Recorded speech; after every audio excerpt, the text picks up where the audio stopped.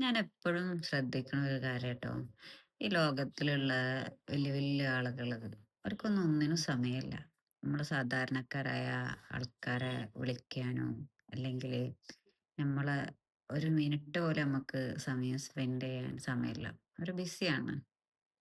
അപ്പോൾ ഞാൻ ചിന്തിച്ചത്, ഈ വലിയ ആൾക്കാരെയും സൃഷ്ടിച്ച പടച്ചോനെ, ഈ പ്രപഞ്ചം മുഴുവൻ സൃഷ്ടിച്ച പടച്ചോനെ, 5 വക്ത് നമ്മൾ നമസ്കരിക്കുന്ന സമയത്ത് നമ്മളെ മുന്നിൽ വരുന്നില്ലേ? നമ്മൾ പറയുന്നത് കേൾക്കാനും നമ്മൾ പറയുന്ന ഓരോ അധികാറുകൾക്കും ഉത്തരം നൽകാൻ റബ്ബ് നമ്മളെ മുന്നിൽ വരുന്നില്ലേ? എന്നിട്ട് നമ്മൾ ചെയ്യണെന്താ?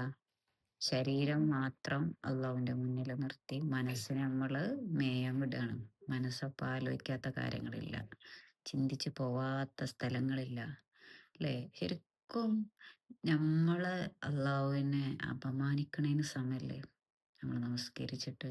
അള്ളാഹിനെ അവിടെ ഉണ്ട് എന്നുള്ളൊരു ബോധമില്ലാതെ നമ്മൾ നമസ്കരിക്കുന്ന നമസ്കാരം, അതൊരു നമ്മളെ റബ്ബിനെ നമ്മൾ അപമാനിക്കണേന് സമയല്ലേ?